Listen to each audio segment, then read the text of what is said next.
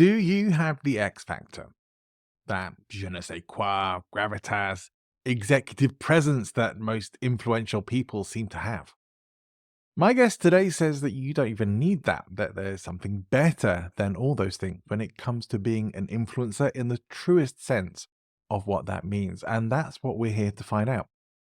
My guest is Lida Citroen, the author of a fairly new book called The New Rules of Influence: How to Authentically Build Trust, Drive Change, and Make an Impact.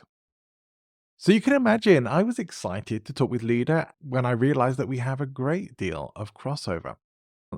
According to Lida, there are only 10 elements that you need to consider to be more influential. One of them surprised me, and the one I found most impactful was about something we all need if we are really going to be more visible and to be heard, if we're going to have any influence at all. We talked about what it means to be real and get real with people, and what happens to those people who are faking it or who are just completely different people when they're not on stage giving some kind of performance. The guardrails that you need to have in place to protect your public profile, and why you really do need to know your values to have great influence. You won't want to miss a minute of this high value conversation. Welcome to Present Influence, the show that helps coaches, speakers, and business leaders develop the communication skills to impact, influence, and inspire. My name is John Ball, keynote coach, professional speaker, and your guide on this journey to mastery level communication and presentation skills.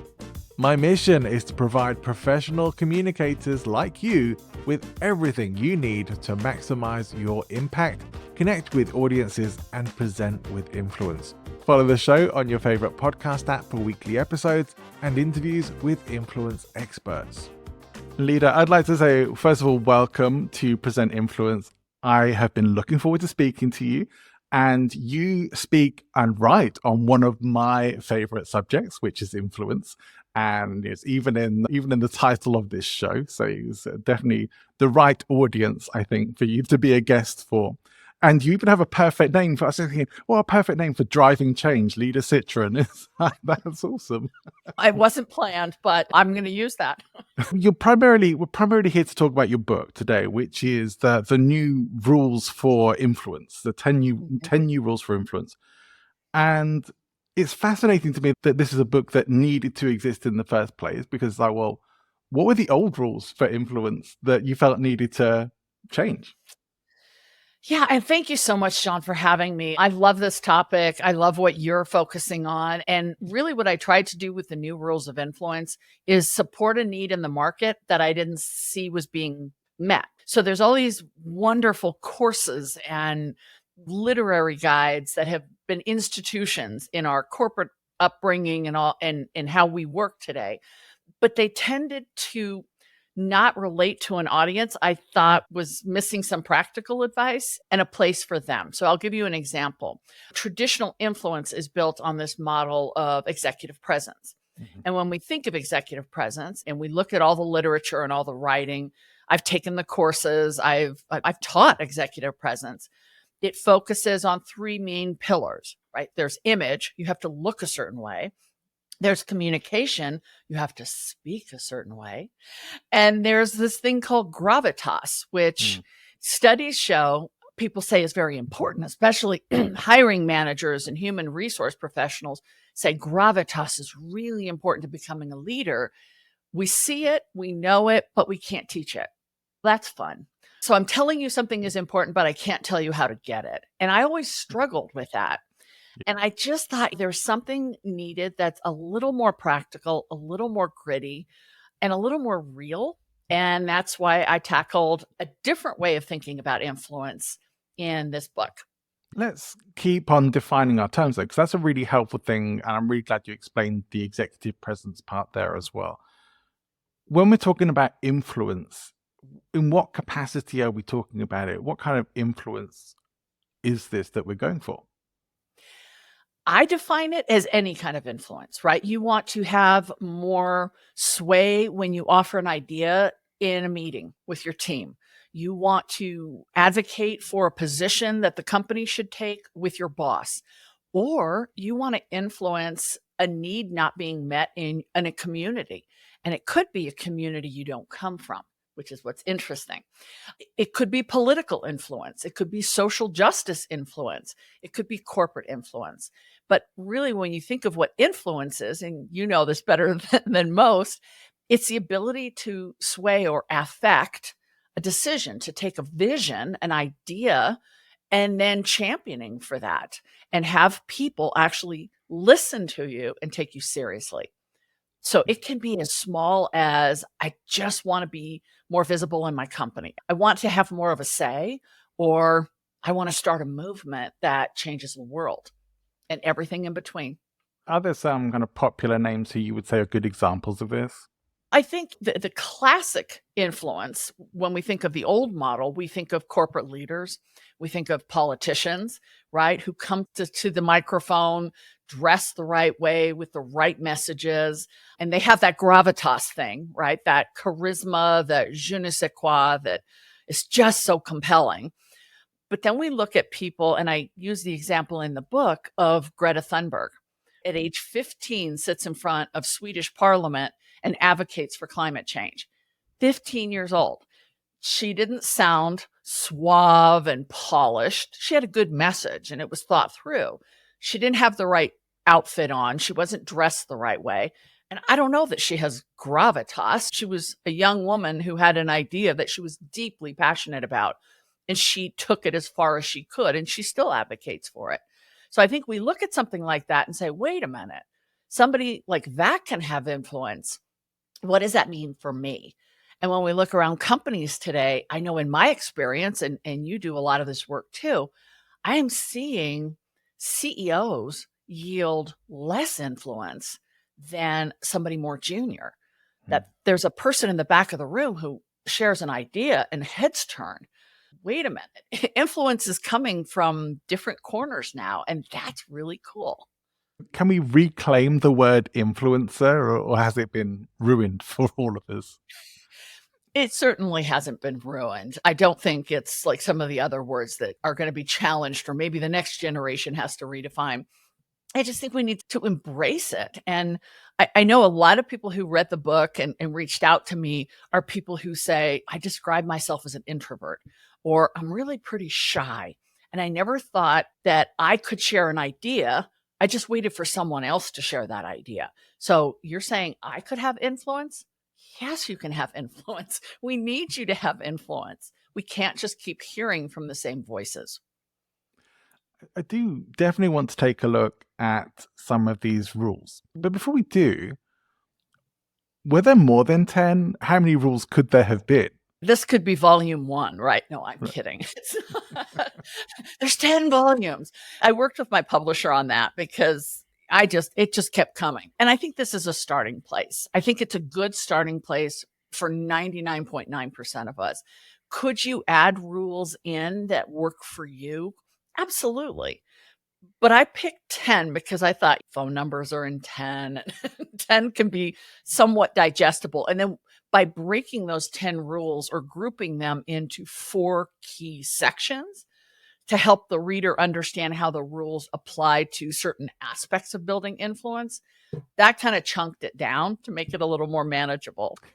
I will say, I just recently created a 9-point framework for something I'm working on. You've made me feel a lot better about that. So thank you for that. One of the first things we come to in the book, one of the first rules we come to is courage. What's the role of courage in influence? And that one really hit me hard because I looked at the people I've worked with that I've been honored to help guide through their personal branding journey or their reputation journey, the audiences that I've spoken to, and the people that stood out really had courage. And courage doesn't mean you're not afraid. It just means you're so much more passionate and committed to your vision that you're willing to work through that. And I think for the audience that this book is designed for, I think courage is really important for them. This is scary stuff I'm talking about. It was scary for me to write it, but I'm asking them to be courageous, to believe in themselves, to believe in their idea, to believe in the people they want to serve. So courage is really where it all starts. The others don't matter if you're not going to be courageous. Yeah. What's the greatest fear that you are aware of that maybe you've had yourself, but that you think other people are working to overcome? I think what we all fear is being judged. And I work in the judgment business, right? Because I'm all about managing perception. That's what personal branding and reputation management is.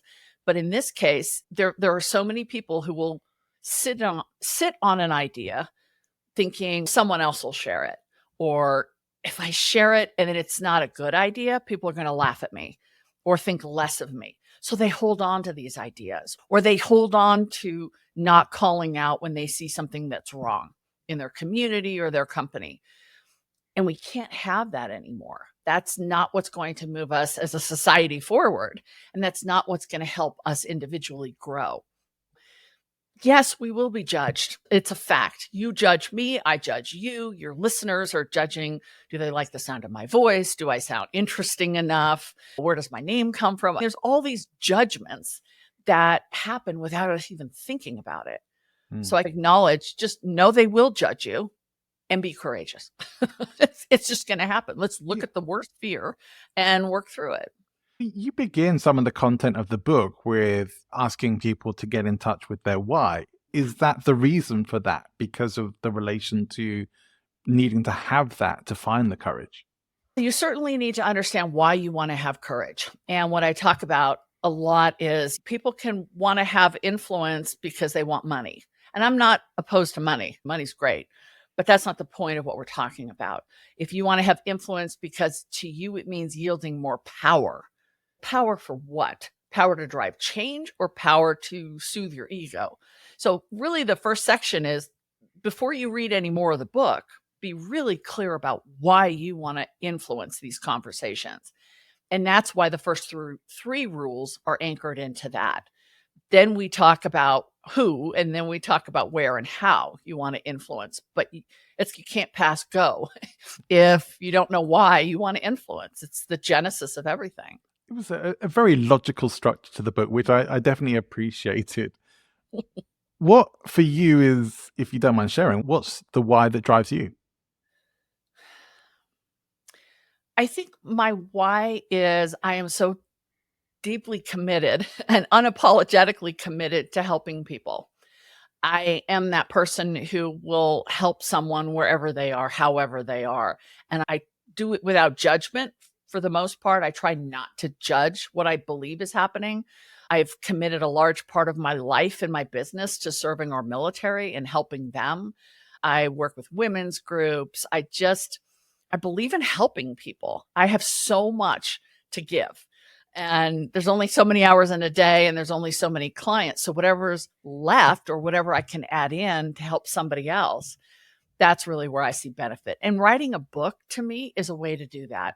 That's why I wrote my first book, because I couldn't get everywhere and I wanted people to have those tools. So you could hire me to speak, but that's expensive. For 20 bucks you can do it yourself. That was my idea, was let's just get the information out there. I get enough coming back and I'm very blessed in that way, but I want to help people. That's really what I'm passionate about. Yeah. And you're in roles in your life that are very based around influence. You're speaking, you're coaching, you're an author. These Mhm. are influence roles, right? Absolutely. But not everybody has to be on stage in front of 5,000 people or write 7 books or coach CEOs to be able to have that kind of influence. And that's where, again, I try to not only make it corporate, because we have people leading nonprofits. We have people working in nonprofits. We have people doing a 9 to 5 job, coming home and seeing something in their community that doesn't sit well, that want to have influence. So it isn't just corporate influence. Hmm. Yeah. I found rule number 2 curious. I'll say curious because I have questions, as you'd hope, really, Please. for a podcast. Rule number 2 is about being real. You say be real. And you seem very carefully to be avoiding the word authenticity, like be rather than saying be authentic. Why be real and what does that mean? It builds on courage, right? So if you're going to have courage, the way you're going to express that courage is you're going to let people see you. You're going to let them know you. And that's terrifying. It goes back to what we talked about with being judged. If you don't know me and you don't see me, then you can't judge me. But if I let you know who I am, now I'm exposing myself and I'm vulnerable. The reason I push back against authenticity and being authentic, and I use the word all the time, is I think it's getting a little overplayed. Hmm. You asked me earlier if influence was. I think influence is fine. I think authenticity is often misunderstood. Because if I said to you, John, be authentic with me, what does that mean? If I said, I'm going to be my authentic self, it's a word we hear and we know. But if I say to you, let's get real, or I'm going to share my real thoughts, or I'm going to be real with you, there's a different level of understanding. And I tested this globally because I wanted to make sure it wasn't just a US vernacular. And I think it plays well with my audiences. And I work in over 30 countries. So that was really important. But being real means, letting people see you. And one thing I'm deeply passionate about, and I know you're probably going to ask me about it, is I'm not a fan of transparency. I'm a big fan of being real, but I don't believe we should tell people everything. Yeah. And I don't know how you feel about that when you read that in the book. What are your thoughts? It was actually one of the things I had a question about, funnily enough. Mhm. So very, very astute to get to that first, because Robert Greene talks about this. And I don't know if you're familiar with Robert Greene's books, but he talks about having a curated image that we put out there, which is still true to who we are, but it's very particular aspects. We're choosing what we project out into the world. We're picking the bits of us that are going to be most relevant and most representative. Now, I know some people see that as being quite maybe manipulative and maybe over curated, but I think it depends on how you take it. Because if that still isn't true to who you are in some aspects, it's going to feel fake. So there's still that element there. Do you lie somewhere in that territory? I think I probably get a little simpler than that. And I'm fascinated to hear about his work because I'll definitely look at that. I think where I draw the line is it comes from working with people that are going through reputation crisis, which reputation repair is a specialty of mine. And a lot of times, these individuals, maybe high profile, maybe not, have felt a sort of social pressure or social obligation to chime in or share their thoughts on a conversation that either they're not the right person to speak on or that really opens up wounds. So my advice is be authentic, be real. If I ask you a question and you give me a response online or in person, it should be your truth, right? It should be what Yeah. you really believe. But you also have the right to say, Lida, that's a little too personal for me, or I'm not comfortable going there. And that's perfectly fine. When the Supreme Court decision came down on Roe versus Wade, a lot of people were online talking about it. Yeah. And I had clients reach out to me and say, do I need to be part of this? And we talked through whether it made sense, not to curate necessarily, but because they had trauma attached to it or they had deep conflict attached to it. And I said, no, don't prematurely jump into a conversation that you're not ready to talk about. And there's no reason you have to. And that's where I think we're allowed to keep things private. I encourage parents to teach their kids this, right? Just because it's being talked about doesn't mean you have to jump in. Yeah. We can get into trouble that way. How do we find the balance then between, there's certainly plenty of people out there in the influence world who are saying you need to have opinions and you need to be strong in your opinions and need to regularly exercise your right to express those opinions. Right. Because if you're not one thing or another, if you're trying to be a people pleaser, you're not going to stand out. You're not going to be that noticeable. So where do we find the balance there? Well, I actually would challenge that jumping in on every conversation is what makes you notable or noticeable, because I don't know if that's really, I think you just start sounding like the noise that's happening. Where I advise clients is create your boundaries or your guardrails. What are the topics that you are just not comfortable going towards? And it might be someone has small children and they say, I don't want to share my children online. I don't want to talk about my children. They're vulnerable. They're young. perfectly fine. Then that's a rule for you. I have rules around talking about religion, talking about alcohol, drugs, anything like that, and talking about politics. I just don't do it in Yeah. person or online. It doesn't mean I don't have strong political opinions. It doesn't mean I don't anchor my work a lot personally in my faith. And it doesn't mean I don't enjoy a nice glass of wine on a Friday night, but it's not germane to my brand. It doesn't add anything to my brand. And so I don't see a reason to go there. And having those three rules, those three guardrails, I just know that I don't have to participate when the conversations go that direction.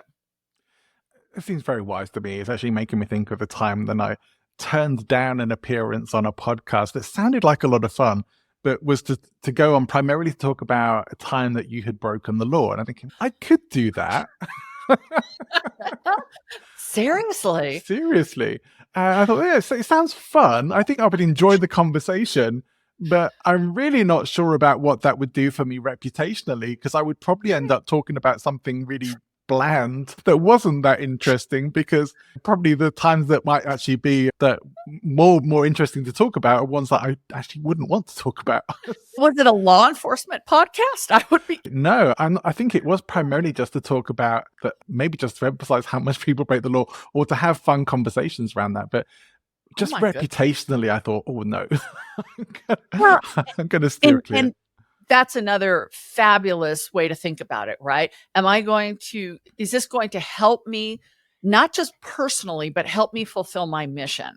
So if I were to start talking about faith, is it going to help me? I'm not afraid to, but I have clients of all different faith. So I don't ever want them to feel that I'm going to guide them as an executive coach by using my faith. And the same thing with alcohol and drugs. I have clients that are in recovery. I have clients that started recovery programs. I worked with a fascinating client years ago. It's not part of what I do. I don't have to talk about it and then risk maybe it going in a sideways direction. One of your rules is inclusivity, right? And I think that's a part of this. And Yeah. I certainly know from my own years of coaching experience, like, I am not a religious person. I'm not I'm not very spiritual. I do meditation and stuff like that. I have no particular association or anything like that. And yet I've had many clients who do, but whether I do or not shouldn't be relevant to that. It's not relevant to them. It's not relevant to the coaching relationship. I'm not there to validate their beliefs or to invalidate them. I'm there to coach them. And so I don't want, I don't want my beliefs to tread on what we're actually there to do and how so for me, it makes a lot of sense. And for some coaches, it does, right? And then in that case, you need to lean into it, right? And that would be a case where you would have to be real and talk about it and talk about how it influences your coaching style, because there's a client out there who is looking for that type of coaching. Right. So if it is part of your brand, then yes, you lean into it. Yeah, which is an interesting kind of dichotomy. There are those times where you actively do want to distance some people from you and what you're about, because you're going for working or helping a particular kind of person in a particular way. Maybe you're working in the faith-based area and you want to have your clients who share that faith. That would just make perfect sense. Absolutely. So yeah, it's very logical, but it's interesting that there is definitely probably for the majority of people, you want to be more inclusive and be able to speak on a wider scale. Mm-hmm. The rules are very interesting. One of the things, just to stay on this sort of be real aspect for a moment, have you ever come across Todd Herman's book, The Alter Ego Effect? No, I'll write that one down too. I think I need to read more. I read a lot. I read a lot. I read a lot. It's an interesting book. So the reason why I brought it up is because he talks about this idea of creating these alter ego versions of ourselves that are like, think of someone like Beyonce with Sasha Fierce's character. It's like, you can step into that alter ego version of ourselves and step out of our own limitations. We can become that. How do you think that perhaps that idea might fit with the being real concept here? Okay, so now I'm really liking that, because I think I challenge that. I think I challenge that idea, because that seems to play with this older idea of executive presence. And if you recall, I share a story of something that happened to me years ago where I was part of coordinating a very large conference. I wasn't a speaker yet, so I was backstage, and we had hired a notable speaker to come with us to do our general session keynote. And backstage, I thought this guy was falling apart. He was nervous and fidgeting. I caught him smoking behind the AV equipment. Not a good thing. He was an absolute mess. And I'm panicking, thinking, I'm putting him on stage in a moment in front of thousands of people. What just happened? He's supposed to be such a good speaker. And as soon as his feet hit the stage, like you're talking about, he like drew in a breath and became this other person, and was charismatic and relaxed and funny and self-deprecating. And I'm watching this thinking, this guy has influence. But was he real? Which was the real him?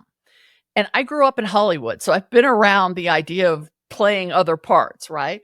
But I think the way it translates to lessons in the book is, I don't know that's sustainable for most of us. For instance, I share that I spent 20 years in the corporate world doing that, right? I would go to work and almost breathe in that air and go, okay, now we're this person. And I was what I thought everybody wanted me to be. I was funny when they thought I was supposed to be funny. I was strong when they wanted me to be strong. I sat in the back when they told me to sit in the back. But I would come home every night and take off that costume, and then I got to be myself. And that's where I was most relaxed and most funny, believe it or not, and most myself. And I did that for 20 years. That's really hard to do. Yeah. And what I'm talking about in the book is maybe we don't step into an alter ego or another personality, but what would it look like to bring that self that we are when we're feeling most real into our day-to-day engagements? It's interesting because one of the things I talk about is helping people to show up, and you talk about consistency in your book as well, which I thought, that I think there's some crossover in some of the things that we talk about for sure. Absolutely. But a lot of people are not very conscious about how they show up. They're living in reactivity to their environment, to the people they encounter, and things like that. So where do we make the distinction then about how we tune into showing up as the real self? Because our real self might be reactive to all the things that are going on around us. Should we show up as that version of ourselves, or should we actually try to be more controlled or aware of how we're showing up and interacting with people? I think it's controlled, but not in a way that we have to stress it. I think what I'm talking about in consistency is, for instance, when somebody is curated and polished and suave on their LinkedIn profile, but then you meet them and they're funny and quirky, and you're like, which is real? Which is the real you? If you're funny, be funny on LinkedIn. It's okay, but make sure you're funny, because some people think they're funny, but they're really not. For So sure. I always say, make sure at least 5 people say you're funny. Lots of British people think they're funny and they're just smutty. I will say that. Or that, yeah, exactly. And that's where reputation repair comes in. But it's about being consistent, right? I am the same person if you meet me at a grocery store or you meet me at a conference. I'm not a different person. I don't have a persona that I assume that I have to change when I'm being myself. And I'm just trying to give people permission to be the version of themselves and know that yes, it's going to take courage because you might get rejected, but that means you're with the wrong people. If you're with the wrong people and they reject you, that's a good thing. You want to be with the right people and just be consistent. It doesn't mean you have to have a signature style or a signature look. I'm a Gemini and I'm female. There's no way I'm going to wear the same thing every day, but I can change my hair. I can change my look and still be the same person inside. Yeah. Which again, makes perfect sense to me. I just think I've been in the personal development industry a long time, and Right. you may have experience with this yourself. I've certainly spoken about it on many of my own shows and other people's podcasts as well, of how there are many people in the personal development world, big names who many people would know, who are not the same person off Right. stage as they are on stage. Right. And I write about this as well in terms of, does it really matter? And I think it does, because I think if the people who are like that, and they can give the big performance, but they're broken on Yeah. stage. They're messed up, or they're doing things that are really out of their integrity. That's the environment that you're really in. Not what on stage is what's going on behind. That's really the energy that you're surrounding yourself with. And so if the people around you aren't walking the talk, Mhm. you're not either, really. You're not standing up for your own values in that sense, if you care about your values. Would you agree with Yeah. that? I absolutely agree with that. And that's, I think, a big part of what I talk about in the book, Yeah. right? Is it's not about being who you think other people want you to be. And I draw my own experience there because I did it and it works. And I made a lot of money and I grew my career, but it was exhausting and it wasn't sustainable and it wasn't fulfilling. And then I go the complete opposite and I lead completely with my heart. And I've created magic and my clients create magic, but it is terrifying to do that. When you talk about people being different on stage than they are in person, I think we see examples of that in entertainment. We see examples in politics, but there's also a trust that comes when somebody is the same person. We don't have to like them. And I think we have many examples of politicians, for instance, we don't like as people, but we respect their policy and we believe we can trust them because they're the same off camera that they are on. And that's when I talk about credibility in the book, values plus action equals credibility. You have to tell me what you stand for, what you believe in. And then to use your expression, you have to walk the talk. So if you do the walking without telling me why, then I don't necessarily trust you. If you do the telling me why, but I don't see evidence of you living your values, then I don't trust you. Yeah. So it does require us to communicate who we are, what we stand for, what we believe in, and then consistently show up and take action to support that. No, I was going to ask you what do you do then if your real self is dull and boring? But then I was thinking the British Prime Minister, Sir Keir Starmer, is pretty dull and boring. He's doing all right for himself, so maybe it's not such a bad thing. And there's nothing wrong with dull and boring. I think those are terms I might not use. I might use more quiet and introvert, but we don't need everyone to be loud. Having influence does not mean being the loudest voice in the room. It doesn't mean being an extrovert. And I certainly put myself in the camp of being an extrovert. And we're not always great, right? We have shortcomings. We're not the best listeners, but someone who is quieter, who's more reserved, will tend to take in information. And then when they do speak, what comes out of their mouth is unbelievable.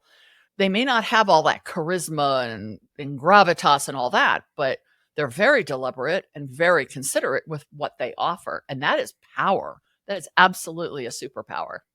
Yeah, definitely. I think people do tend to really sit up and pay attention when the people who are usually quiet suddenly decide to speak up. So I do agree that there is power with that. You talk about values and you talk about integrity. I don't want to get one of the things I maybe had questions about in from your book was where you see if there is a difference between integrity and ethics. Hmm. I The difference I see is that I think ethics and being ethical is easier to understand than having integrity. When I do values exercises, for instance, with audiences, a lot of people will say integrity. My value is integrity. And then I ask them to clarify what that means.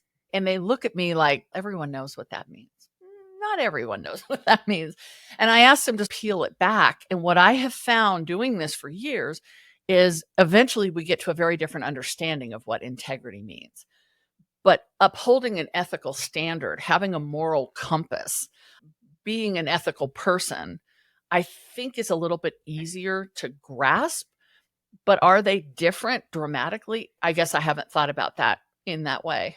Yeah, I guess it's just like my take, and it is just my take because I'm Yeah. not the authority on this by any means. Is more that your integrity is about being true to your values and Mhm. the things you believe in, true to yourself and to say the real you. Whereas I see ethics as being more of an external thing that are like commonly shared values and principles that everyone is better off if we live by that are not necessarily the same thing. But I think that's just my take, because No, why I had a question about it. that's interesting, because where I would have gone if I had shared more about the values exercise when I do this in a group is when I talk to people about what integrity means, they usually tell me it's doing the right thing. It's doing what you believe. So it feels more external than the way you just defined it. So I'm going to give some more thinking on that. I think that's really interesting. Oh, I'm glad that can be interesting Yeah, as great. I'm asking questions. You do go on to talk about building up credibility, Mhm. and it's something I've had a lot of people talk about on my show before. What are we talking about in terms of credibility here, and how do we go about building it? Very simply, values plus action. That's how you build credibility. I have had so many clients try to come to me and say, I just need to go over that. I just need to fast forward that because I don't have time to do all. It doesn't work. And remember, we don't have to like the person, but we can find them credible. We can trust them if we know what they stand for. What are their core operating values, right? Those primary values that they are going to make decisions through. This is yes, this is no, this is right, this is wrong. If we understand where that person is coming from in terms of their values, and then we see them lead and behave and communicate through the lens of those values, then we start to trust them. We start to assign them credibility. If there's no action, so they tell us, I believe in this, but they don't do anything about it, it falls apart. And also, if they do the action, but they don't tell us why, it falls apart. So it is really important. And that, again, is why it requires courage. I had a training session last week with a company in India, and people were saying, I don't want to tell people what I stand for. I don't want to open myself up like that. And I said, but how are they going to know who you really are? Not your skills, not your subject matter expertise, but who you are that makes you unique and compelling and interesting and memorable if they don't know where you come from and what you stand for. And finding our values is not an easy thing. We don't just fill out a form and go, boom, there they are. It requires a lot of work. But Right. once And you they can get change, them, right? As well. They change over time. I use the word evolve, that they don't change except if there's been a traumatic event. So in the case of a really traumatic event, then it can absolutely pivot our priorities, our values, everything we stand for. And that's rare. Usually, if we look back on our life, that value set was there somewhere. We just didn't know what it was called, but it grew and it matured and it evolved as we grow and mature. 10, Yeah. 15 years from now, I'm still going to want to help people. I'm still going to focus on gratitude and generosity. I was doing this when I was a kid. I was just doing it differently. Yeah, those essential core values are pretty much stay Yeah, the same for most of us. Do you exactly. think then that most people don't know what their values are? I would say that's probably true. And it isn't Yeah. that they can't find them. It's just life is busy. And we're feeding our family and taking care of our parents and trying to do good and not get in trouble and not show up on a podcast about breaking the law. And we're just not thinking about it. But I love to take an audience or a client through the experience of just pausing for a second and realizing. I talk a lot about purpose in the book. Why are you here? What makes you the person that was supposed to be here at this moment to hear this message? And where do your values live in that? And I'm sure you do too. I see the physical transformation and the joy and the relaxation that comes with. I have a sense of who I am now. I have a sense of why I'm here, how I should lead and show up, and how I'm supposed to breathe through this thing called life that I've been given one chance at. Do you feel from the experience of your work with people then that the values are there and they are living by them? They just need to uncover what they actually are, or is there something else that they're living by or influenced by instead? I think they're there. I think they're there. I think they are many times living through them. They haven't made the connection. So when we, for instance, we'll talk about a value like honesty, which comes up as much as integrity, right? As honesty. And I'll do some wordsmithing to ask them, do you mean truthfulness, directness, candor? And I love words. And we will usually will land on honesty and a definition of honesty. And then I'll ask them, so tell me about times when you had to be honest and you had to bring courage into it and you had to share something that was honest when maybe it wasn't popular. And they'll bring forward those examples, but they never connected the two. They said, I was just honest because I felt I couldn't not be. Okay, because your values are there and your values are what are guiding you. You just might not see them yet. Then they can be empowered going forward every time they have to be honest with someone to preface it by saying, I'm going to be honest with you. It might not be popular what I share, but I'm going to be honest because I stand and I value honesty. I want you to be honest with me too. So you start anchoring your personal brand and your reputation in these values, and people around you start seeing evidence and going, yeah, John, he's the honest guy. He's going to tell you what he thinks. And they start giving you that credibility. There was one of the rules in your book that I think surprised me. Okay. And not in a bad way, just in a, oh, really? How does that fit in a curiosity raising kind of way? I wonder if you can guess what it was. I'm looking at my list going, was it agile? No, yeah, service. I won't make you play the guessing game. Service. Really? Where does service, in your view, fit into influence? I had 9 other guesses. Again, we're talking about influence. We're not talking about power or authority or rank or seniority. So when you truly want to influence a conversation, an organization, a community, then you have to have a service mindset. If it's just for self-serving gain, I don't know that's really what I'm trying to get at with the book. I'm speaking to people who want to help. Maybe it's as grand on as grand a scale as I serve. Maybe it's military service, which is extraordinary.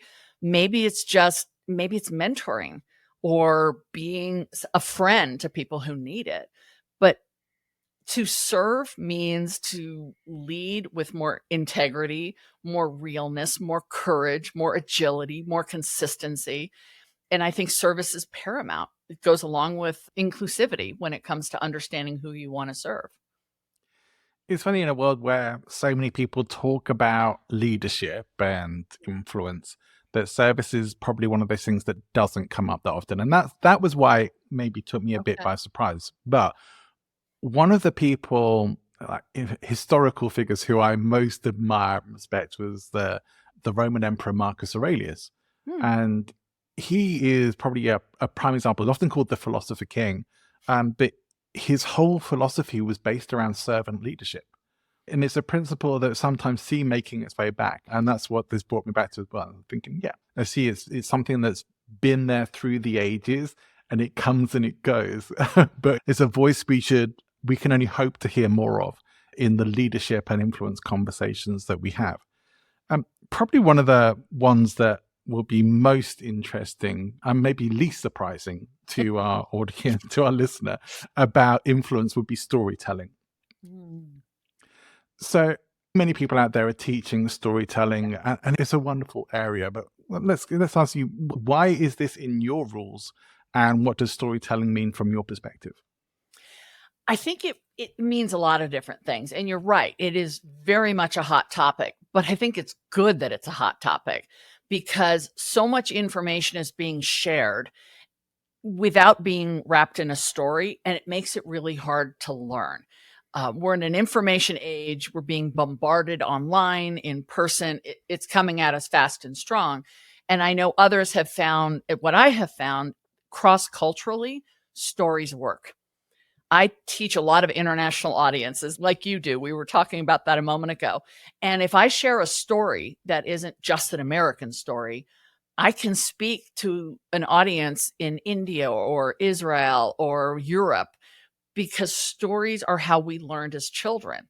And so the beauty of being able to tell stories is just magical. And what I love about storytelling, I think it really speaks to that person who isn't sure how to share their message.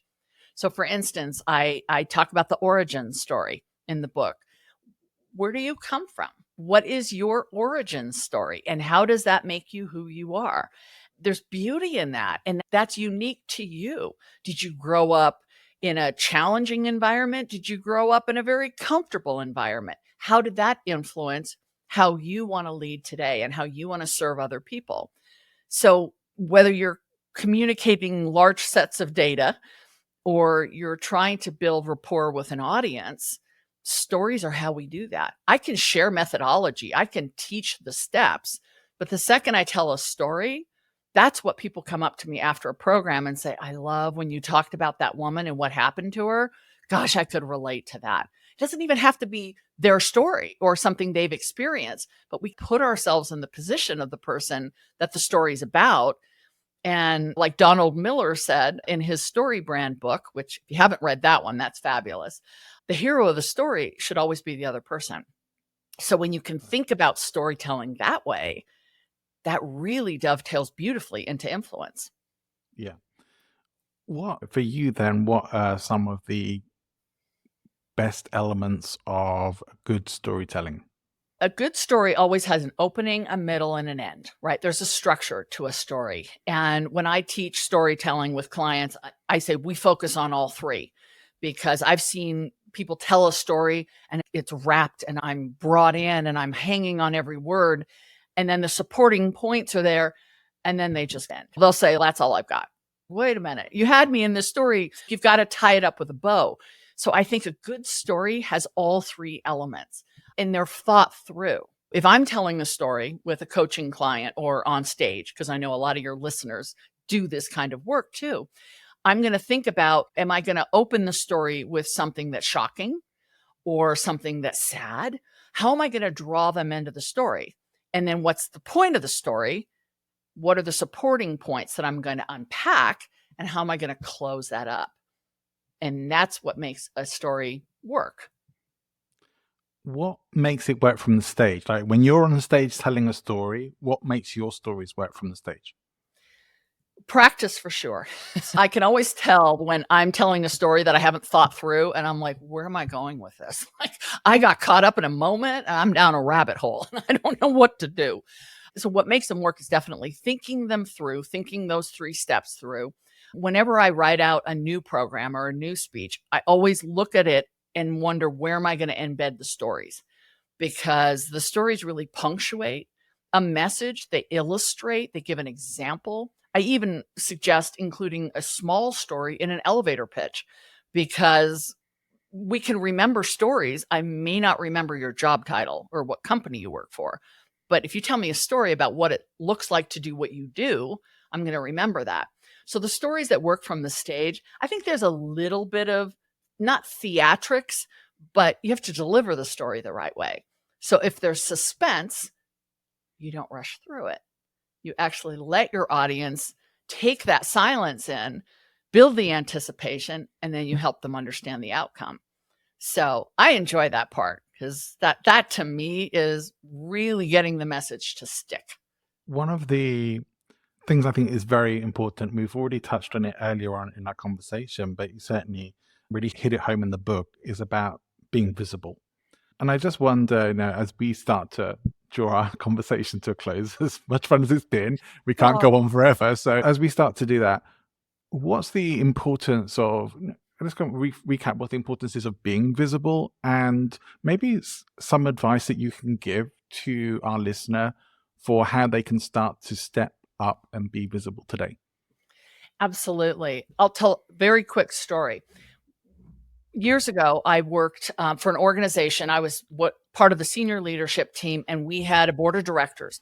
Every month, the board of directors and the staff, the senior staff, would get together and discuss what was happening with the organization. And there was a very large conference table. The format when I joined the organization was that the board sat at the table, and we as senior staff sat along the wall in the back.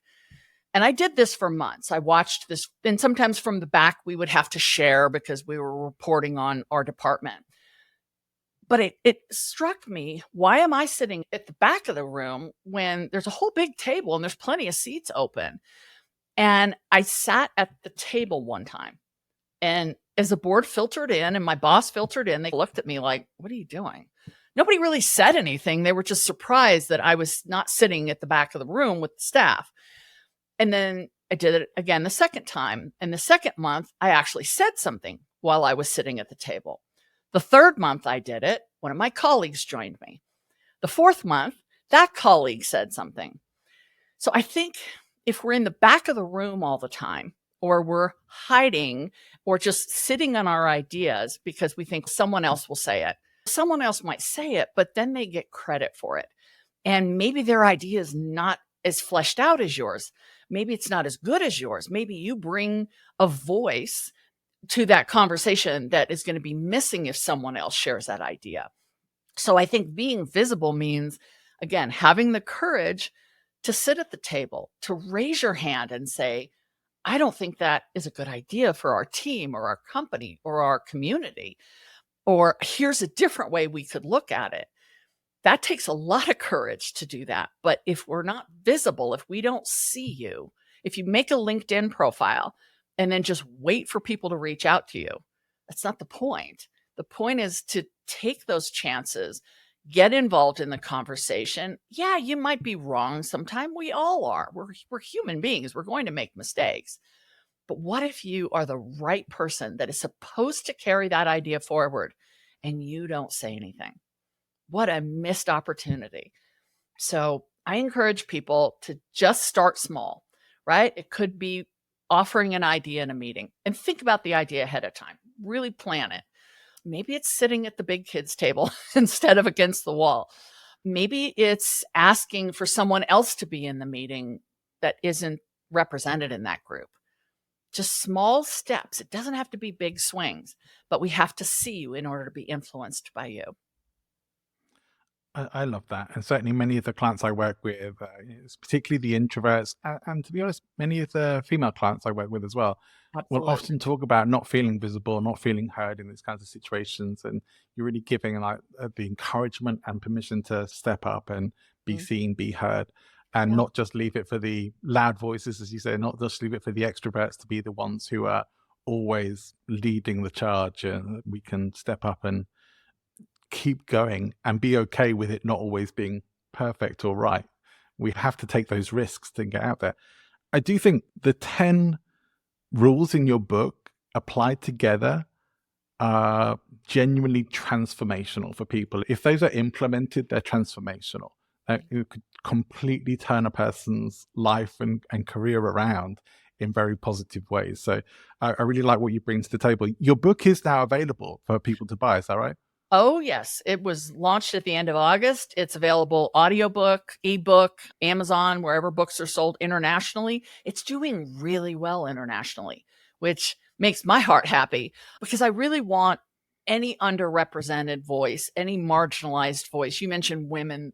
There's so many people who would say that they feel unseen. And yeah, I want to help people be seen because you might be the right person at the right time. And we need you. I need you to speak up. Yeah. And the book is called The New Rules for Influence. The new Yeah. rules of influence, The how New to Rules of Influence. authentically build trust, drive change, and make an impact.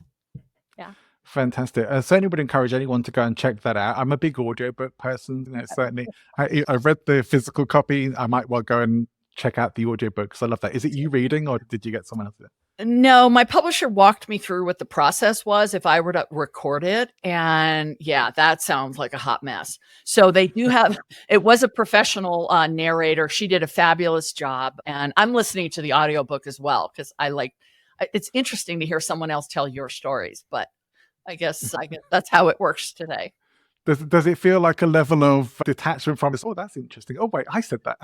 No, it actually feels like I have a twin. Oh, she felt that too. So did I. Oh, wait a minute. Those are my words.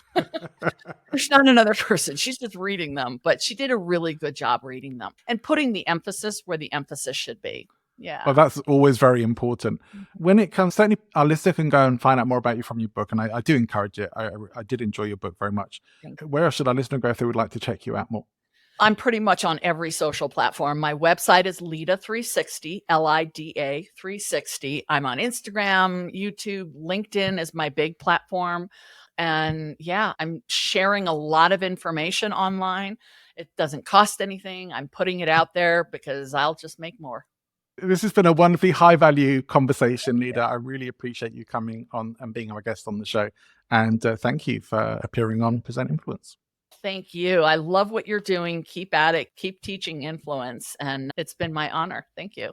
I just wanted to add a few final thoughts onto this episode because having played it back and been through the editing process for this episode, I realized there was so much great content in here and really a lot of detail elements that made it a very strong conversation with things that I want to take from it and things that I want to maybe talk more about, which I'm going to do on Friday in this week's solo episode. So, I want to talk about things like courage in influence and visibility and values and how we perhaps need to know our values and understand them a bit more, about guardrails and about what we do and don't need to talk about, and also about service and really my own opinions about how that fits into influence.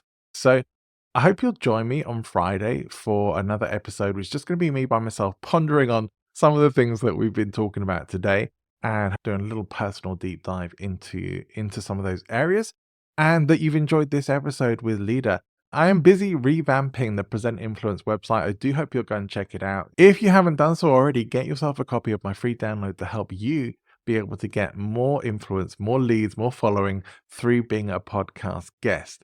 Lots of high value for you there as well. And you can also connect with me on LinkedIn and get access to the Present Influence newsletter, which comes out every week, and find out, get some highlights of the show and some other additional information and articles that will be coming up there from time to time.